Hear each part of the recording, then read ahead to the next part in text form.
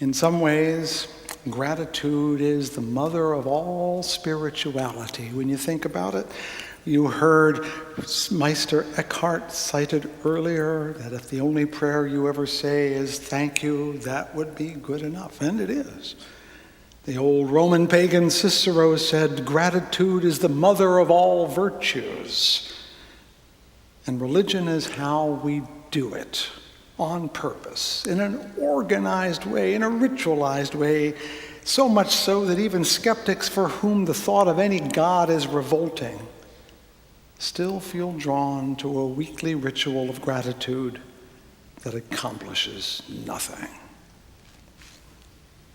Of course, I finished my walk, went into the medieval city, down to the square where the cathedral was, where faithful Catholics revere the remains of St. James, which if you say it in Spanish is Santo Iago, hence the name of the town. His bones are said to be there. As I got closer, I saw, of course, other pilgrims coming from other pathways so that we all looked like streams of ants going into the anthill. But we were going to the cathedral, of course, and by the time I got to the plaza, there were several hundreds of people gathered going in and out of the cathedral, savoring their arrival before paying their respect in the cathedral itself. Now, you have to understand the cathedral is immense. It's one of the largest cathedrals in Christendom.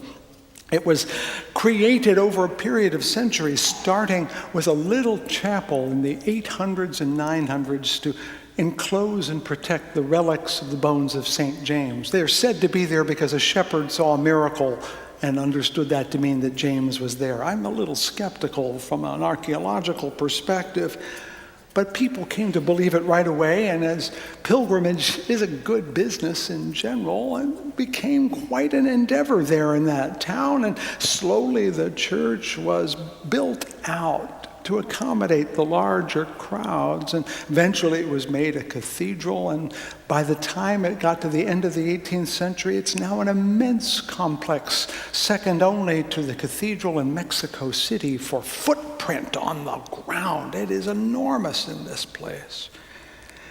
I thought about that because then I get caught up in the cathedral part. You go inside and there's splendor everywhere, tall arches. You can see the trumpets of the organ sticking out. Thank goodness it wasn't playing. It would have been deafening if they were all going. What really stands out about the cathedral are a few details. One, if you're down by the altar, everything is lathered up in gold. It's a shiny place. And there is an incense censer. You know those things you see if you go to a Catholic church? They kind of swing back and forth and someone carries them. In Santiago, it's 3 feet wide and it hangs from a rope at the very top of the cathedral, and they swing it back and forth to spread the incense like Foucault's pendulum. It's very impressive. There's also a bust of Santiago, St. James, and pilgrims supposed to go up to the bust and wrap their arms around him in gratitude for a safe path. It's very impressive, very moving, very beautiful, very, very splendid. But now it's the time to tell you another story. Ira Progoff, in his work as a depth psychologist, tells the story of the cathedral and the well.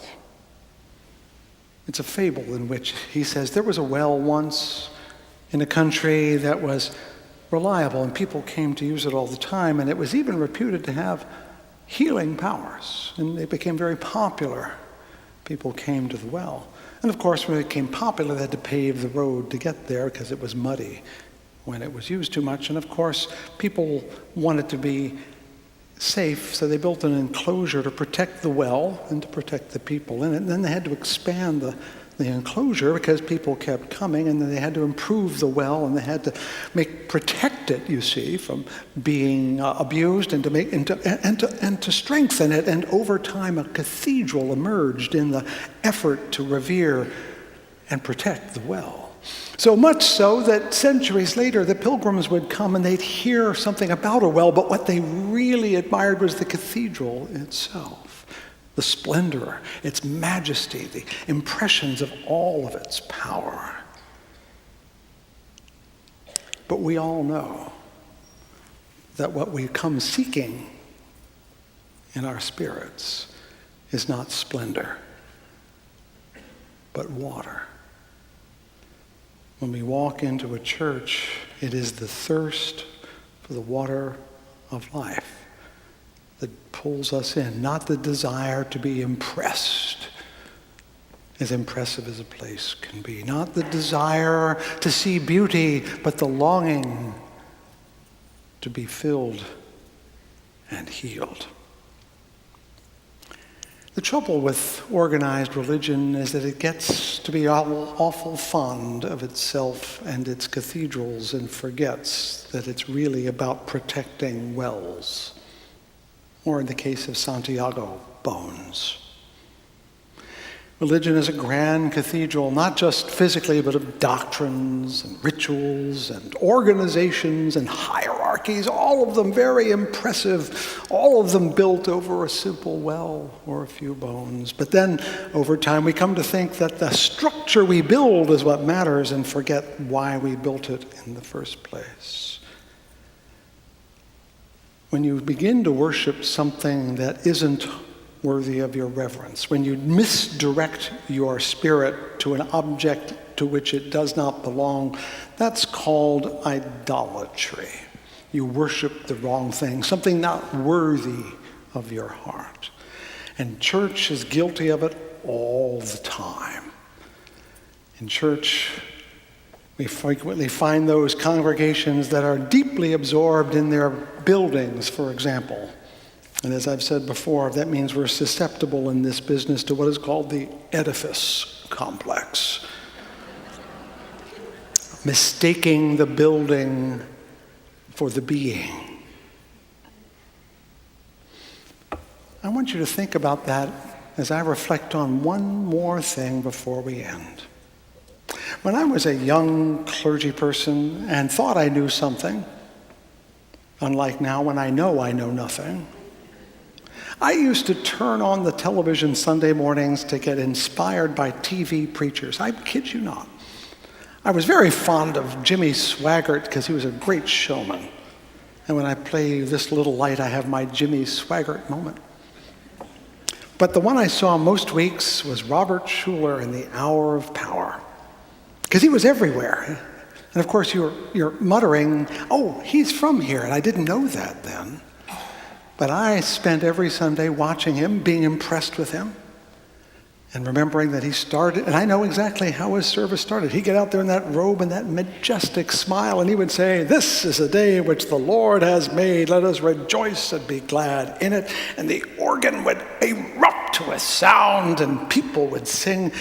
And in my little church with 30 people on a good Sunday, I was so jealous. But now I know that that's the cathedral, not the well. Not that there's anything wrong with the prosperity of an institution, but let's remember that we come for the well, not the cathedral.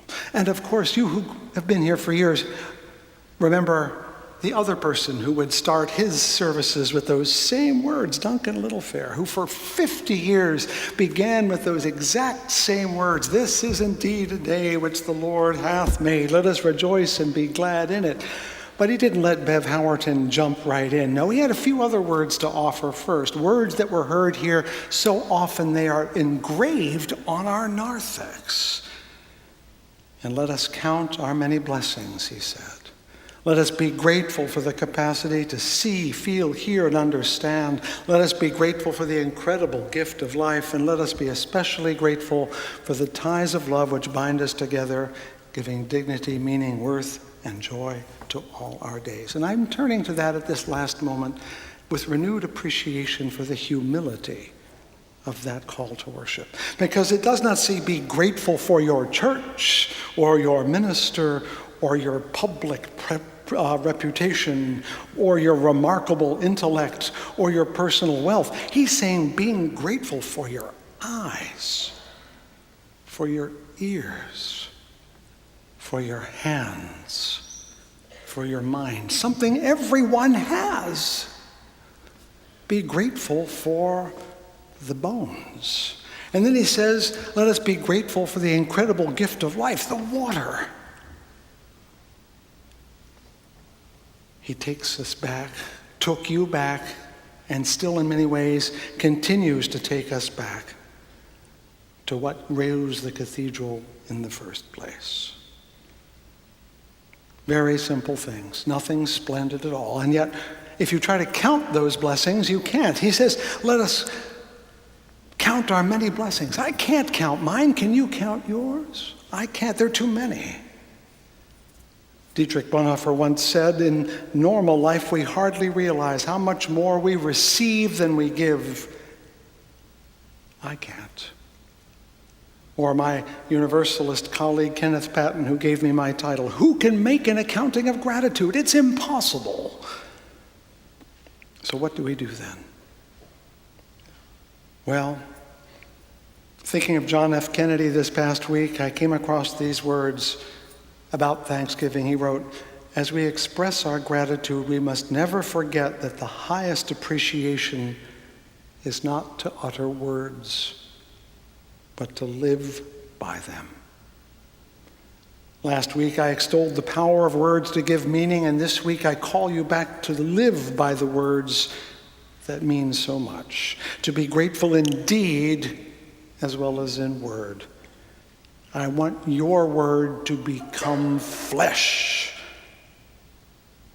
The dry bones of doubt and despair to be nourished by the waters of life, so that our descendants will look back on us with gratitude as we look back on ours, with the hope that if we live the promises we were given, a world acquainted can be a world attained. Have a great Thanksgiving. See you next week.